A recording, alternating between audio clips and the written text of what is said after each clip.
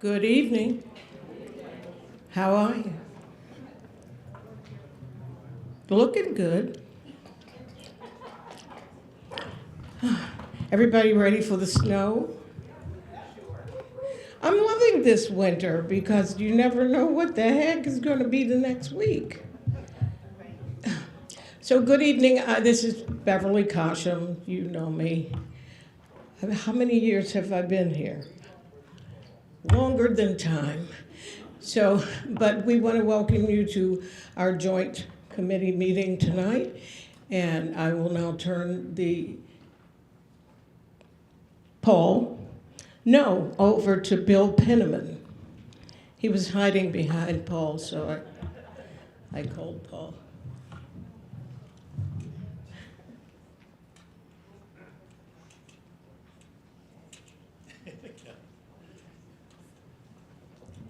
So good evening. I'm Bill Penniman, the Vice Chair of the Community Relations Committee. I want to welcome you here this evening. You can read what I'm supposed to say, but the gist of it is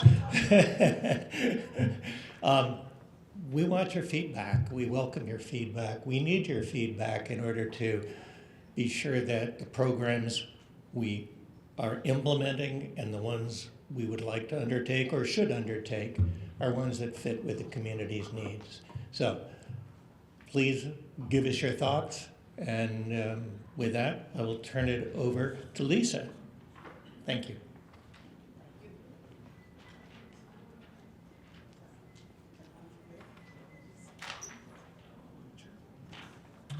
Good evening, which is Beverly's line, but thank you for coming out tonight. We really appreciate you being here. And as Bill was saying, we really look forward to community input, feedback. This is your night to talk to us. I'm the chair of the Program and Policy Committee. Every 5 years, we do a big survey. We contract with the University of Virginia. Wahoo, I'm a Wahoo, so no bias here. I have nothing to do with that's just who does it. But we contract with the University of Virginia. They do survey research. We probably got a survey a little while back in 2024. We got the information, the data, and they're going to present that tonight. What's really important about that is information that you submitted. And that's very often how our programs, policies, things that we set up moving forward come from the community. People ask, well, how does that happen? You are very, very important. This is the Reston Community Center. So tonight, you will get the full survey information presented tonight, and also we'll talk about all the things that happen in the survey. You'll get some of that information tonight. So pay attention, take notes, and when the time comes, you'll be able to share some of that with us tonight. So thank you again.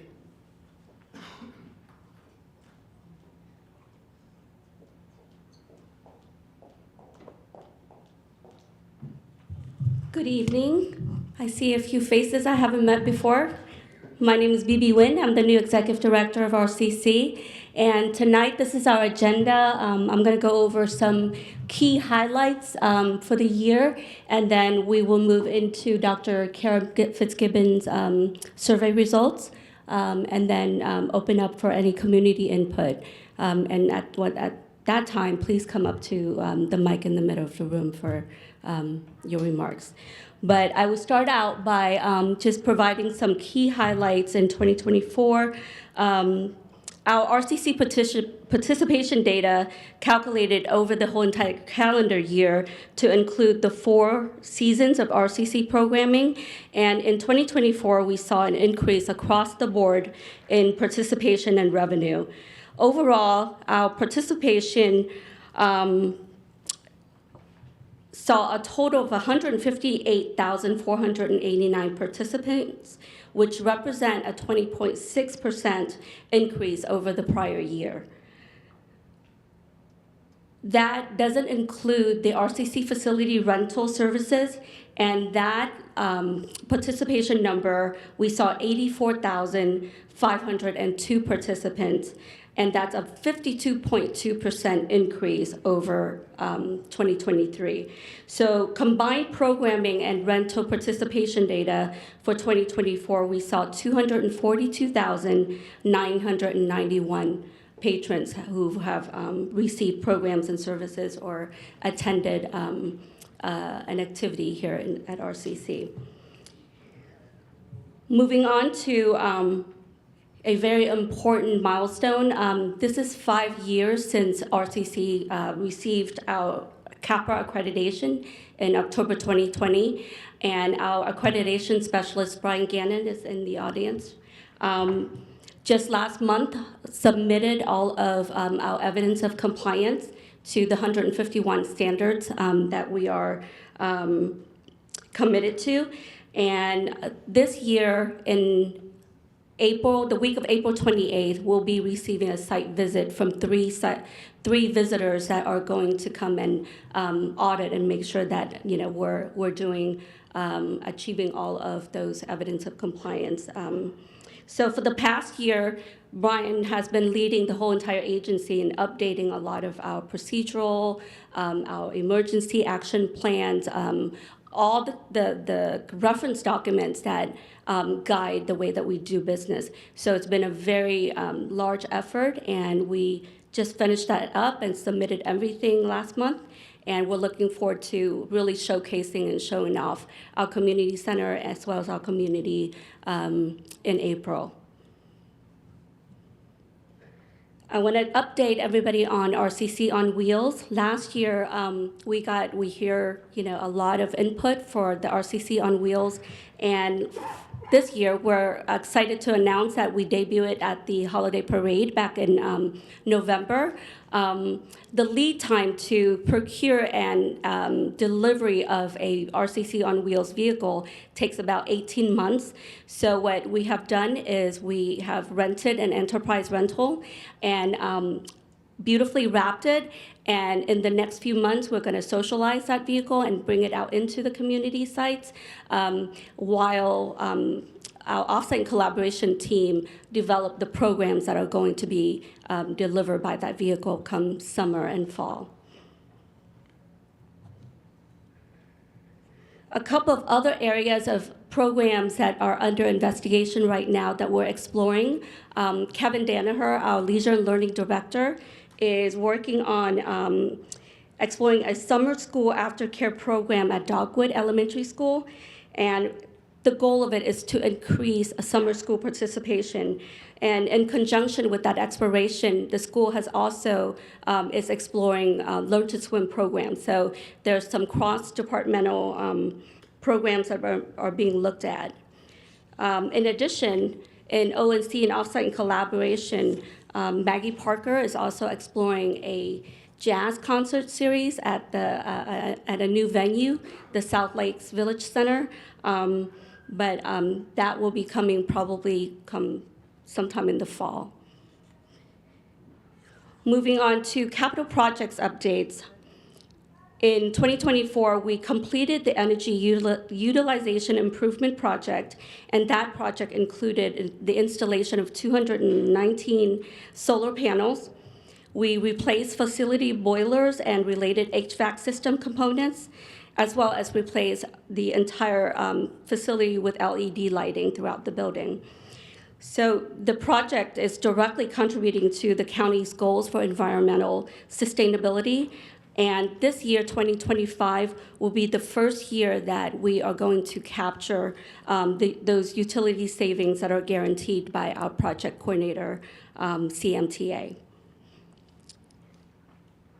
Most of you were in the audience when the Lila Gordon Theater was renamed. The center stage was renamed to the Lila Gordon Theater, and that project is underway. It received DRB approval, and the fabrication and installation of the new Lila Gordon Theater will be coming in April as well. RCC's Hunters Woods elevator was completely replaced and permitted in summer of 2024. So that elevator has been the original to this building for 45 years, so we're very, very happy, as well as our aquatics patrons are very happy that we now have a brand new elevator. New coral risers and stage system has been purchased. I see some of our arts community members in the audience, and they're very happy about that. Some of the upcoming capital projects that's slated for this summer include a lobby display renovations for both Hunters Woods and Lake Ann. There's a replacement of the energy recovery unit in the Tara L. Smith Aquatic Center, and a replacement of the Hunters Wood switchboard. So those are slated for this summer. On the facilities front, in terms of our equity pillars, we have been re-engaging with our Hunters Wood Neighborhood Coalition to address a lot of the security concerns that we have regarding our unhoused. And that in the next couple of weeks, RCC is going to implement new house rules that will be shared with all of the community partners tomorrow. That community coalition has been meeting every 2 weeks, and it's a network of agencies and community partners that are coming together to really do a wraparound support for our unhoused neighbors.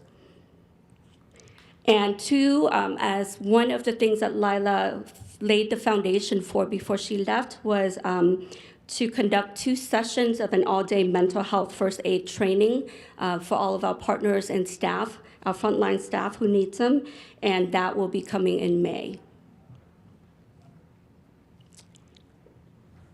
Some of the future facility projects that RCC is still in conversation and undertaking are the BXP proffer that is on the state, and we're for the Reston Arts Center, which a lot of you have been following for the last few years. So the update is that the site has been shifted to an interior block that will afford better programmatic arrangements of space, as well as loading and related issues, and better connectivity to the planned linear park that is there. RCC also is exploring facility space with the Crescent redevelopment project. That's been in the conversation for a while. And of course, the Fairfax County Park Authority Health and Wellness Center are also future capital projects that has been in the works. So now I'm going to turn over to Dr. Kara Fitzgibbon, who is going to be talking about the 2024 RCC Community Survey results with you.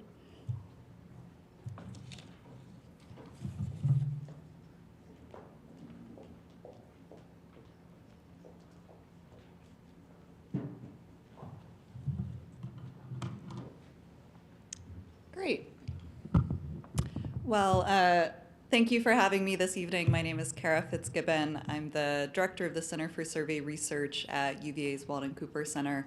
As Leslie noted, we've been able to be a partner with RCC for several years now in doing these recurrent surveys. And the survey is intended as a kind of touch point to both hear from those that are well connected to RCC and frequent patrons, but also those community members that might be less familiar or not as closely connected. So it's this opportunity to get feedback from the community at large in kind of a comprehensive, representative way. And so this survey was conducted in 2024. Tonight I'll be giving you a brief overview of the context and methods of that survey, but really focusing in on some highlighted results. The results presented tonight are indeed kind of a high-level selection, and there's a lot of responses and data to dig into. So there is a narrative report that accompanies these results, and it has hundreds of pages of appendices where you can really dig into the data, and that report will be made publicly available online very soon. So hopefully this gives you a nice taste of what's to come and you can find out more information. So this survey had kind of 5 general topic areas that we're trying to unpack. One of those is to assess current awareness and support of RCC, as well as understanding current and projected use of its programs and services. Identify barriers to use, both for those that haven't used it recently or are using but would like to use it more. Evaluate communities' preferences for a potential second facility down the road, or not literally, but in the future, and identify optimal channels for communication with RCC users and the Reston community more broadly. So for this project, we employed a mixed probability, mixed mode design that included multiple languages available for the survey. If you'll humor me, I want to take a moment here to dive into the sampling design of the study, which is a bit laden with jargon, but is important as it provides the underpinnings for our ability to generalize to the full Reston community based off of these survey results. So when we're talking about our sampling design, there is a probability sample and there is non-probability samples. With a probability sample, everyone within our sampling frame has a known, non-zero chance of selection. In the case of this study, our probability sampling frame was the full list of USPS residential addresses in Reston, so tax district 5. Within that sampling frame, we drew a scientific sample of about 5,300 households. And with that, I know then every household that was and wasn't selected, what their chance of selection was. And that's important because when we're talking about statistics, those statistics assume that type of sampling. It's theoretically based on that sort of scientific drawing of individuals, or in this case, households. So we have our probability sample, and that was an address-based sample. We worked with a sampling vendor to procure that list of addresses. And for those households, we sent a series of postal mailings, an advance letter signed by Beverly, followed by a questionnaire packet with a postage-paid return envelope. That was followed by a thank you reminder postcard. A little bit later, a second packet, as well as a final postcard. And in addition to completing by mail, those households that were selected could also complete online. So they had multiple channels for participating. The probability-based sample is going to provide us that statistical inference, or our ability to generalize to the full Reston community, which is important as these results are helping to inform RCC leadership and the board as they make programming decisions going forward. And then those decisions can be based on full community.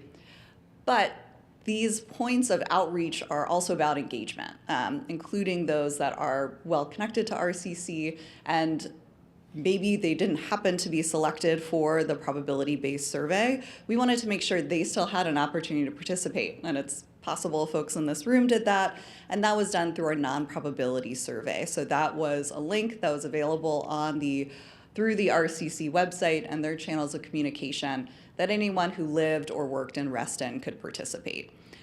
So we had that non-probability survey running online, and the questions were the same across those two instruments. We started collecting data in the summer of 2024 and closed data collection in October. And those surveys were running concurrent to one another. When we closed data collection, responses from both surveys were combined, cleaned, deduplicated within our probability-based as needed, meaning the household sent back 2 questionnaires, we're only going to be counting one of those responses in our final data. The responses from both of those surveys are part of that narrative report I mentioned, and so every single response has been shared with RCC and eventually the public. But for the purposes of our presentation tonight, I'm going to focus in on those probability-based responses, again, as those are the ones that I can say with 95% confidence are representative of that broader Reston community. But again, all responses have been shared with RCC and will be made publicly available. From our probability survey, we had just over 1,000 households complete and return the questionnaire. That response is giving us around 19.3% response rate, yielding a margin of error plus or minus 3.7%. And while margin of error is a kind of widely used or recognized term to speak to the validity of this study, I also want to take a moment to break down what that's actually telling us. So with the margin of error, that is a percent above and below where we expect to find the true population mean. Meaning, okay, let's say in our survey responses, 55% said, yes, I've heard of RCC. You'll see in a minute, it's way higher than that. But let's say it's 55%. We would then have 95% confidence that across all of Reston, not just those who responded, their awareness is between 58.7 and 51.3%. So we're zoning in on, here's where we're circling in on what we statistically know is likely in the population. One other way to put that is if we did this survey 100 times, same methodology, but different samples being drawn each time of households across Reston, in 95% of those results, our responses would be within 3.7% above and below each other. So it's the smaller that margin of error is, the more confident we can be and precise in the likelihood of response. One other thing I'll note about methodology, and then we can get to the good stuff of the responses. We did weight our data, and we did both a base weighting, so acknowledging the stratified sampling design that we employed, as well as a post-stratification weight, where we aligned our survey data with the Reston population by race and home ownership status. And all of the results presented are those probability-based weighted survey results. I want to give you a quick snapshot of then what that composition of our survey data looks like across a few demographic characteristics. So in these tables in the left column, those are our weighted survey responses. In the right column is the Reston population. That's from the Census Bureau's American Community Study, their estimates. So you'll see by race and home ownership, those are aligned, because as I just noted, we weighted on those characteristics. You might see some variance in percentages or not totaling to 100. That is due to rounding, but more precise estimates are given in the written report. When we look at household income, we see that it's pretty reasonably distributed, represented across our survey data compared to the Reston population. For households with less than 50,000, we're slightly underrepresented, but across the other categories, it's fairly comparable. When it comes to sex and age, we do have some kind of data that's slightly skewed. So we do have a higher share of women responding in our survey than is representative of total Reston population. And when it comes to age, we're skewing older in our survey data. For our middle three categories, so 30 to 64, it's actually pretty well matched to Reston population, but we have a smaller share of those adults 29 and younger and a higher share of adults 65 and older. I will note that in the written report, we break down every survey question across these characteristics, so it's also an opportunity to see, okay, yes, maybe our data is skewed older, but what does that mean then for how people are using facilities? What does it mean for their interest level or awareness? So we can continue to explore that, and I will make some references to that when I share the results soon. Finally, when it comes to marital status, again, pretty well matched. We have a smaller share of those single, never married than we do in general population, which also makes sense given our age distribution. But when it comes to children in the home, that's pretty well, or pretty consistent, pretty comparable to the Reston population. Now on to the results. So we're going to start with awareness and kind of general views of RCC. 96% of our respondents had heard of RCC. 87% feel that RCC is either somewhat or very important to the quality of life in Reston. And 91% feel that RCC makes Reston a more attractive place to live, and 82% feel that RCC makes Reston a more attractive place to locate a business. So really positive views here, high levels of awareness. And going back to 2019, these were pretty comparable. These are right around where we were at that time as well. So you're maintaining that positive view and high awareness. Now turning to use. We asked respondents, have you or anyone in your household used RCC in the last 12 months? We have just under 1/2 who have used RCC in the last year. For those that said, no, I haven't, we then asked, well, tell us why. What were the top reasons for not having attended? And respondents could select multiple. Perhaps not surprising, the top response here is just they're simply too busy, and that's followed by not being aware of the current programs.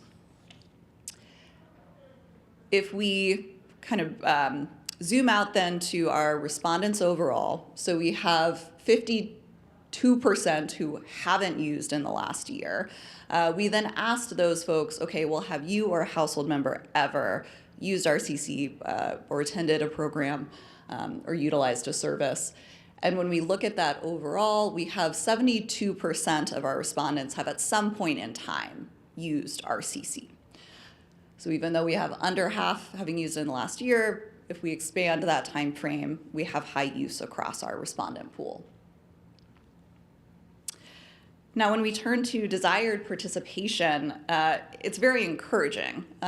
We have 82% of respondents, either those who had used recently, never used, but would you like to use RCC more than you do? We have 82% who said yes. In terms of what then are their top programs of interest, we have classes being selected by 79%, additional 59% are interested in workshops, 55% are interested in attending performances. So we have people at really high rates wanting to use RCC even more than they already are.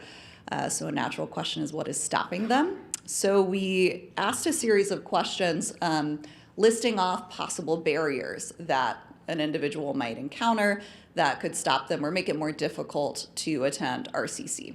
I won't read that list to you, but for each of those items, we had the respondent rate that particular scenario on a scale of 1 to 5, 5 being the most significant barrier, 1 being not at all a barrier. Let me orient you to this chart. So going down, we have each of those items that we just showed. Our blue leftmost bar indicates that 5, a significant barrier. Going over to the right in purple, that is not at all a barrier. We've sorted this table by the top barriers, or the items that had the highest proportion saying, yes, this is a significant barrier at the top. We see too busy, we see lack of awareness of programs, so those line up with those folks who hadn't used in the last year. Well, tell us more why. So we're seeing some consistent messaging here. Those are followed by programs always full, programs at inconvenient times. In 2019, those were also the top barriers identified from respondents.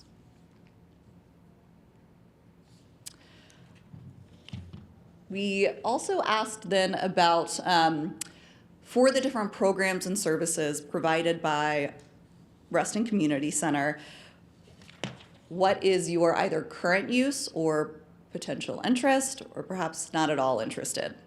So we again gave this list of items, and for each program or service, the respondent was asked to report if they are currently or have previously used that service, if they may be interested in that service but hadn't used it prior, or they're not at all interested. Rental space, drop and swim, learn to swim, water-based fitness, arts education, community event, the professional touring artist series, U13, programming, lifelong learning, land-based fitness and wellness, collaboration outreach, and trips and tours. So let me again orient you, kind of similar setup to the prior graph, where each of our rows is one of those types of programs and services. Our green bar, the leftmost, that's the percentage of respondents who had previously used or currently using that program or service. Our middle bar are those who are saying, well, I haven't, but I might be interested in using that. And then our orange bar are those that are saying, not interested, that's not for me or my household members. We've organized this by the highest share of those who have or previously or currently have participated in that program or service. And so if we start at the top, we've got community events and the professional touring artist series. Those have the relatively highest share of current or previous use, and also the lowest share of those saying, I'm not interested in that particular program or service. Each one of these programs you could really zone in on and spend time with, but I'll draw your attention to another portion of the chart. Oh no. And those are the programs or services that have a relatively high ratio of those potentially interested but not yet using, and a low share of those not at all interested. So when we look at lifelong learning and land-based fitness and wellness, we have around or over 2/3 of respondents who may be interested in that, and just around, 12 and 11% that have utilized it. So there are some potential areas for maybe catching some of those folks that are interested but haven't used it yet. And just on either side of that box, we see arts education and trips and tours also have sort of that high ratio of potential interest versus use. Following up on a question I was previously asked about this chart is it possible we have folks just checking not interested kind of down the table? And so we dug into that, and that's not the case. We're talking like 1% of respondents had done that, so it's not really going to move the needles, which is to say what we're seeing here is pretty consistent, where people are answering thoughtfully when they're saying, yes, I'm interested, or no, I'm not, or I've used it. We then asked a series of open-ended questions where respondents could write in their answers and be a bit more descriptive. So first, we asked them, of those existing services, those ones we just saw on the table, which ones are most relevant to your household? And we reviewed every open-ended response, which I'll note is also available in that written report when it's shared. And each of the items listed here, over 20% of respondents had written in that program or service. So those were our top written in programs. We have community events, professional touring artist series, lifelong learning, land-based fitness, and arts education. If we go back to the prior slide, you'll notice 4 of those 5s are ones we had already identified as either being high use or high potential use. So we're seeing some consistent reporting from our responding households. We also asked respondents, well, what programs would you like to see offered that maybe aren't already, or you want more of that particular program or service? These responses were thoughtful and they were really varied. And so here are just the broad groupings, but those are worth digging into. We have fitness, sports, wellness programming, age-specific programming. That can be both among older adults or more for specifically teens or more for younger children and families, or families with younger children. And then we also had just additional classes, things like dance, painting, music. All things that are provided by RCC, but folks are saying that's really where they'd like to focus more in on. And then we also asked, related to the RCC on Wheels, we provided respondents with a brief overview of sort of what that is and what they would like to see in terms of the programming offered by that new service. And we have arts education or art classes, age-specific programming, performing arts, fitness, sports, and wellness programming. So Again, a lot of what's already being done, and respondents seem to understand RCC on Wheels as indeed an extension of those programs and services being offered throughout the community.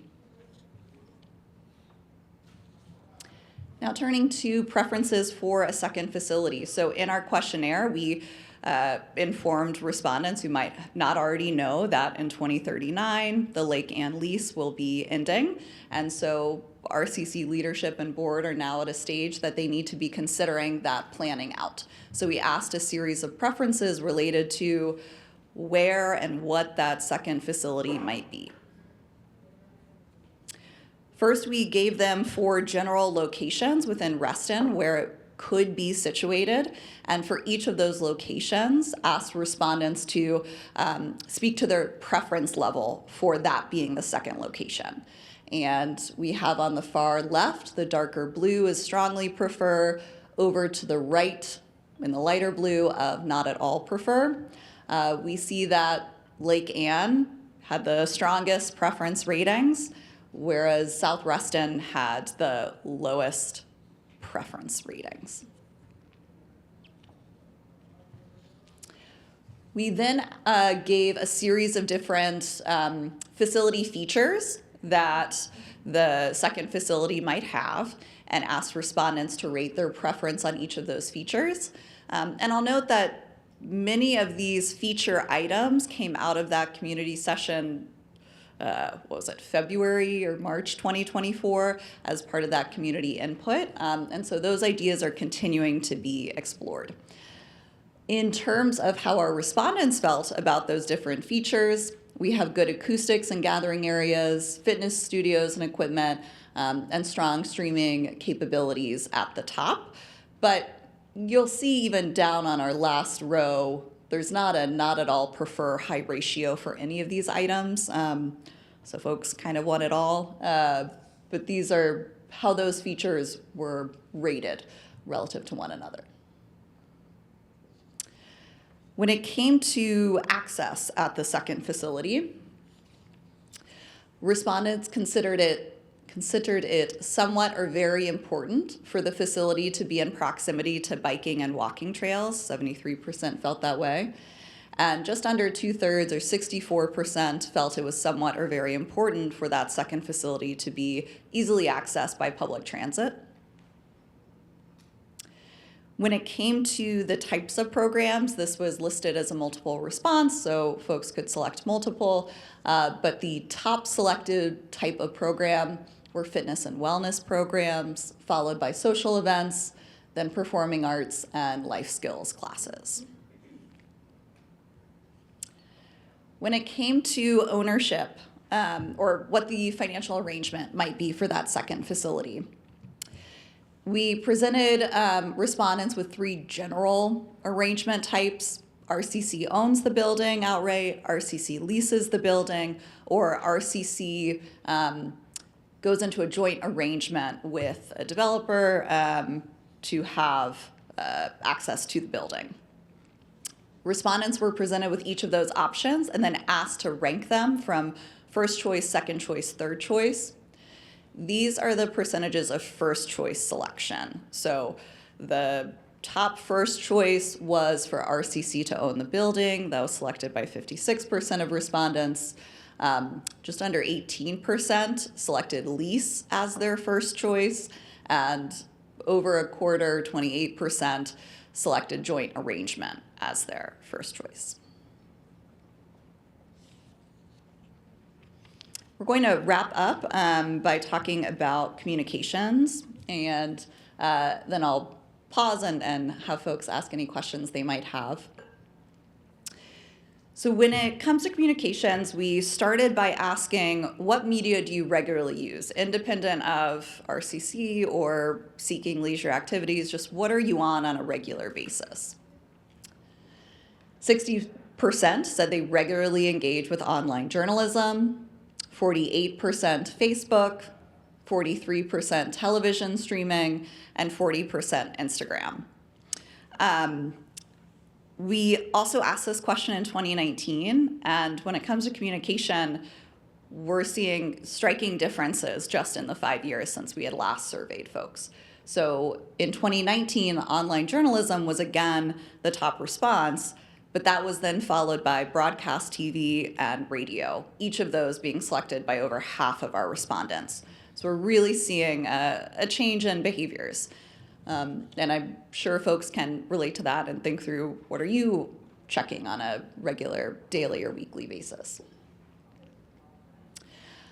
Turning to what sources are you using specifically when you're seeking out leisure time activities, we have 59% it's through their friends and family and hearing it word of mouth. We have 58% they're getting online and seeking it out and searching. And then we have 44% on social media, getting their information there. Contrasting again to 2019, at that time, friends and family and internet searches were again the top two pathways for getting that information. But at that time, the third most selected item was local newspapers, selected by over a third of respondents. That's now been replaced by social media. Finally, how are folks getting their information specifically for RCC programs and services? We have nearly 3/4 are using the RCC seasonal program guide. That was also far and away the top selection in 2019 as well. So that's a wonderful resource for folks. Then that's followed by 33% who use RCC website, 28% the center stage mailer, 21% program flyers. In 2019, the RCC website was selected as the 5th most used means for getting information on RCC. Gonna check. That was selected by 18% of respondents. So we're looking at, roughly, we're nearly doubling the share who are going to the RCC website. So we're again seeing a really significant change in how folks are getting information. And if we think back to what are the barriers to using RCC more than you would like to, being too busy, can't fix that. But in terms of awareness of programs, we see some actionable pathways to more connect with those that could be seeking this information and further share the wonderful programs and services offered by RCC. I have talked at you a lot. Again, these results and the breakdown of every question, the comparison across groups, those are available in the written report that will be shared publicly very soon. But please let me know if there are any questions I can answer at this time. The metric that stuck out for me was the 70, almost 3/4 of youth and teens don't use it and are not interested. Oh, are you talking about the program type? Mm-hmm. Yes.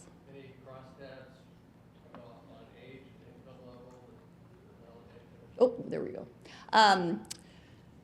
So I think what I would point out is, so it's of the youth teen programming made available, what share of households are interested. So presumably, we're then going to narrow that down to likely it's just households that have a teen would say yes, interested, or have used. And we know that, can't remember exactly, but it was around 78% of our households had no children in the home, regardless of teens. So I think the big story here is we're really talking about a small wedge of respondents and frankly households in Reston anyway. And then probably on top of it, teens can sometimes not be interested in engaging in public ways. So that could be some of it.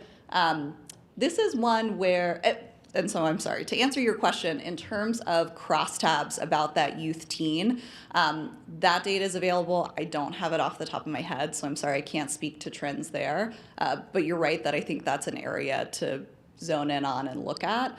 I would also then turn to those of you in the community and those on the board and the leadership of RCC. I would expect, anecdotally, you probably have some ideas about the use of youth teen programs and kind of what might be some of the story there. But so it jumped out to you, is that primarily because of that large share of not interested, or do you, yeah. and I think this is not what you were asking, but I would just take a moment to stress that while I'm bombarding you all with numbers here and this percent say this and this is our top selected item, I by no means want to diminish any of the programs and services that might be utilized or have an interest level of a smaller section of the community, as it can still be serving a very critical purpose. It's just in terms of that snapshot, overall use, prevalence of interest or use, it's relatively lower. Other questions or findings that struck you? Mm-hmm. And actually, if you're gonna, could you step up to the microphone, please? Thank you. Was there any interest in looking at the data from the point of view of those who live in Reston versus those who don't live in Reston but work in Reston? So that's a valid question. So for the probability-based study, folks necessarily had to live in Reston. So no one in that pool of respondents would only work and not live in Reston. But I'll come back to that point in a moment. For our non-probability, those folks could either live in Reston or not live in Reston but work in Reston. Now that was a smaller pool of respondents, but that data is there. But we did ask, sorry, I'm looking up for the particular percentage response. We did ask folks for both surveys if their job is located in Reston, and we had 1/5 of our probability-based respondents whose job was located in Reston. It was just over half where their job was somewhere else, and just under a quarter where they telecommute, so I guess they wouldn't quite count as working in Reston. So we do have enough of a subsection of our data where that could be looked at and seeing what differences are there. We did also ask folks if they own or operate a business located in Reston, and that data is available across questions.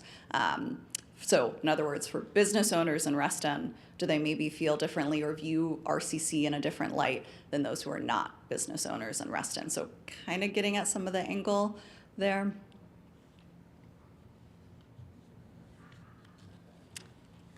Other thoughts or questions?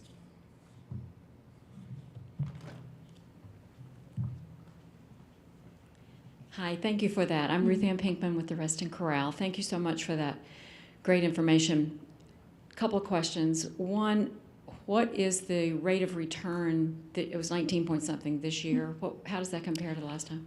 It was within a few tenths of a percentage. Okay, you may have said that. Sorry if I Oh, I hadn't, so thank you. Okay, so I'm curious, and this might not be a question for you, but maybe for BB and the board, as you're thinking about, and you may not have an answer right now, but of course, representing the Corral, I was very pleased to see the strong preference for performing arts. And I'm just curious if you all have started to think yet about what does that mean compared to the Reston Arts Center, which is a whole separate, entity. So that would be what I would be interested. I know it's not for you. So thank you.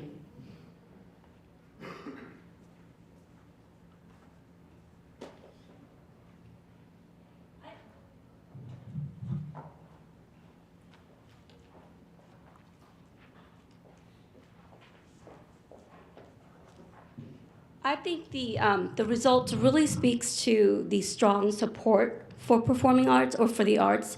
And that is something that even in the features of the facilities, you saw acoustics and gathering spaces.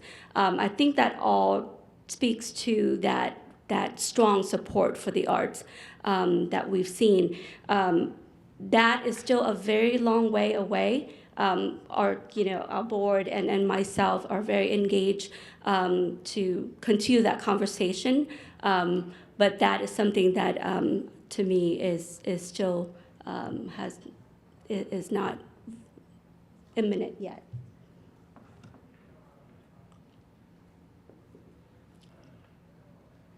Is there another?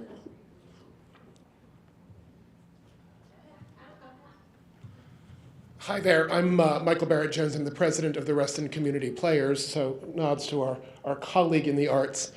I just want to offer our bones were built with the bones of this building, and we've been a loyal partner.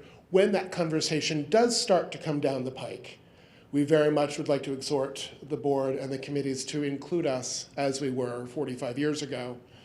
We're very happy with the size of the stage and the auditorium here. We know they're talking about a much larger space in the new arts complex, which would help the larger music organizations, but would not help the community theater. So we all just want to partner and make sure that we're having those conversations well in advance of the need. Thank you. Thank you so much. My name's Laura Kowalski. I'm the Director of Recreation Services for Reston Association. And I love this information. This is what I do too, so it's very exciting to me. And I just wanted to say thank you for all the work that you guys do at RCC, the board and the staff, and we really want to continue the relationship of collaboration on ways that we can complement each other for the same community that we serve. Thank you, Laura.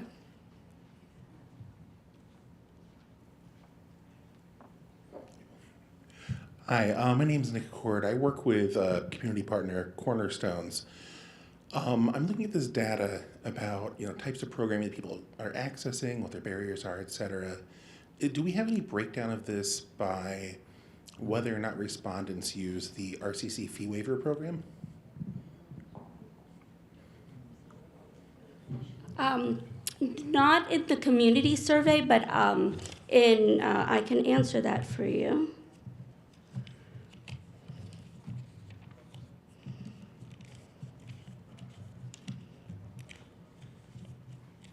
We do have a breakdown in our annual report every year, and this year we discussed it at the strategic plan session. The fee waiver data, I think it's the highest use ever.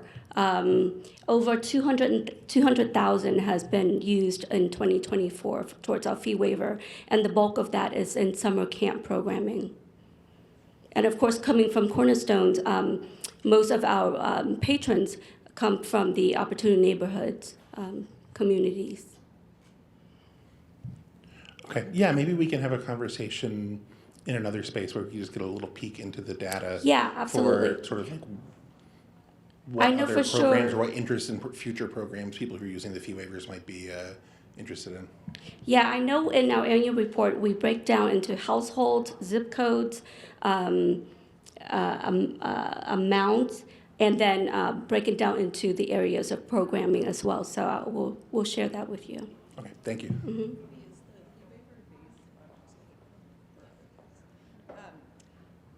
So it's not exactly the same, but a proxy measure that we do have in the survey where we compared responses is by household income. And so not a one-to-one, but we do have a breakdown of responses to program use, to barriers across different household income categories that could hint at that.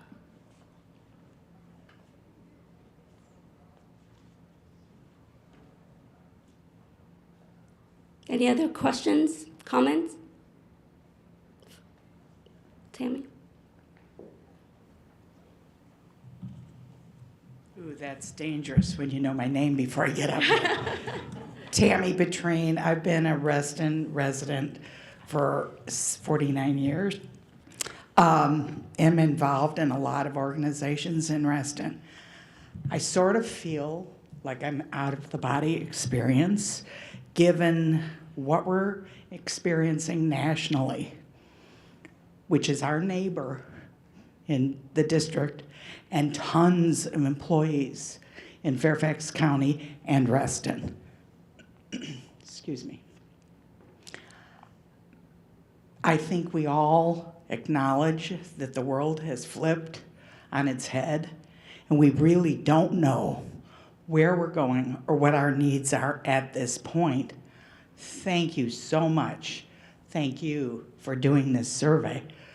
We sort of have to pay attention as you guys plan what we're going to do. The tax rate for the community center is currently 4.7. Is that correct? Yes. And it's fungible, which means it can change. So Cornerstones is going to have much more need. The homeless or unhoused community, people who are going to lose their jobs, hopefully not many, hopefully this can flip around, but we really don't know what we don't know. So my imploring is, when we're thinking about the PAC and we're thinking about a new, maybe Lake Ann building at the Crescent, the budget for these things is going to come, it shouldn't come for the PAC from small tax District 5.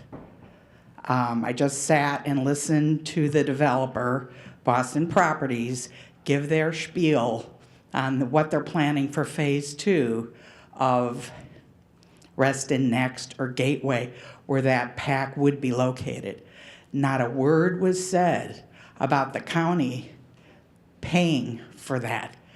The county is a huge $300 million gulf that they can't fix this year for the budget. The budget's coming out next week. So I just implore you and everybody here, couch your expectations with whatever reality we have to share as a community. And we don't want Reston and our diversity, our equity, our inclusion to be hurt. So we have to pay attention to those values as we go forward. Thank you so much. Good to see you, Bibi. I've been participating in a lot of those county conversations, and you're right, the budget is going to come out on next week, February 18th, so we're paying very, very close attention to it. Thank you, Tammy. Anybody else have? And if not, I'll move into the community input portion of the evening. Nick, I know you took RSVP, so can you give me the names of those that have agreed to speak? None? Oh, wow, okay. It's fantastic.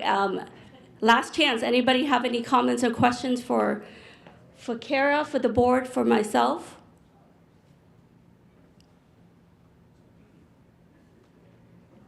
Oh.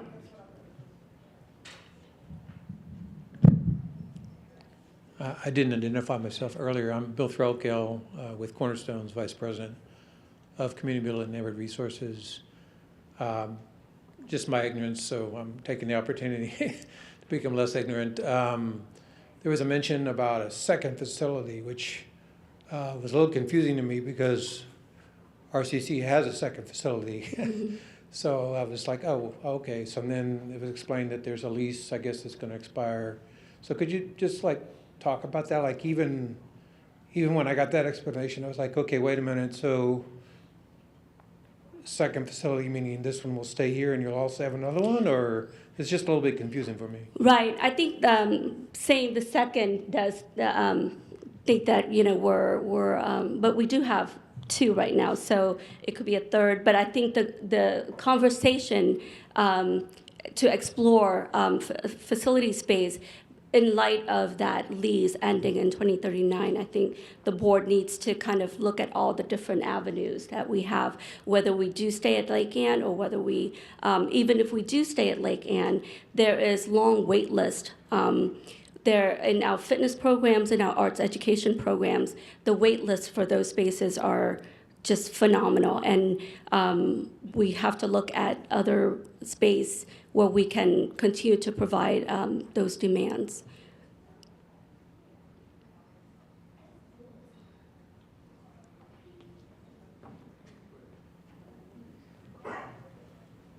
Hi, my name is Nina Unger, and first and foremost, I'm a federal employee, so I want to say thank you to Tammy for those comments. It is a trying time for us, and we're having each other's backs in our workplaces, but it's just chaos and confusion every day.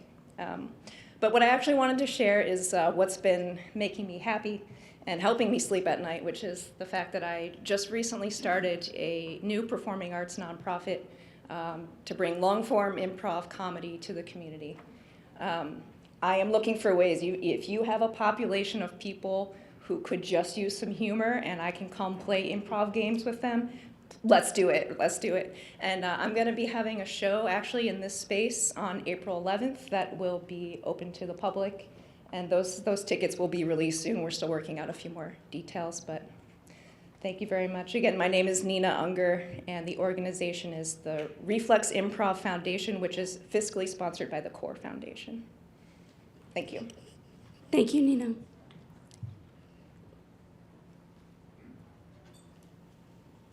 Hi, my name is Dave Tiller. I'm the president of the Reston Community Orchestra, and I also appreciate the data here. It's very informative, and appreciate what the Reston Community Players and the Reston Chorale have also spoken. We perform in this space as well, and I was really hoping to hear a little bit more tonight about the ongoing plans for the Reston Arts Center. I know if you don't have that much to say about it, whatever, that obviously says that it's a ways out. And it doesn't make sense to me, although this is still a viable space. Several of our organizations that all use this are growing and need more space. So I'm not sure if the second building or the building you're talking about replacing like Ganwith or something would have a larger space in light of what the Reston Arts Center is building as well. It doesn't seem like we need two. It would be really great to have one larger space that's built as an arts center, bigger than the Reston, than the center stage. Obviously, if you folks use the center stage and you're happy with that, that's great. We aren't able to fit on that, haven't been able for years, and we're outgrowing this space as well. So whatever information you might have about the new Reston Arts Center and the timeline for that makes a big difference to us. Absolutely, Dave. I'm about a month into the job, but these are the big projects that I'll be engaging in conversation as I move into this role a little bit more, and meeting with our county partners and just continuing those conversations. And of course, whatever I learn, I will share it back with the board and of course with the community.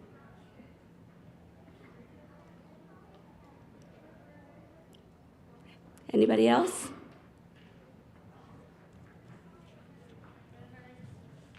So with that, I'm going to close tonight's meeting. I'm very thankful for the community support as I step into this new role and lead this amazing organization. I'd like to thank my staff. If you're on RCC staff, please stand up so our community can see who you are.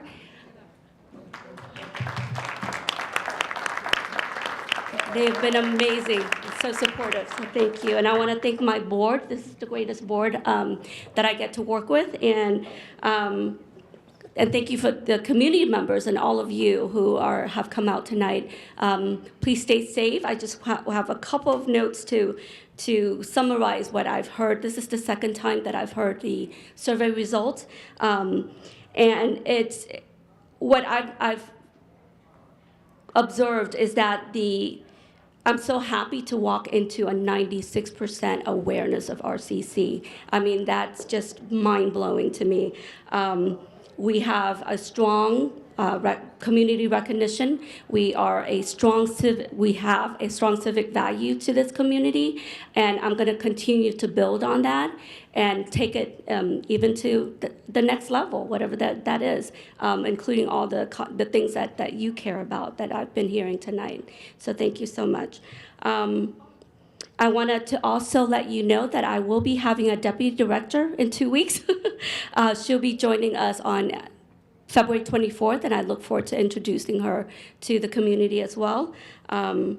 And one of the things that came out of tonight's community survey result is there's a lot of actionable items. You saw those opportunities that Carrie speak to in terms of the things that people want to do. And those are the key focus that I'm going to be working with our team on in the next 12 months, and then come back, and report this back to you this time next year.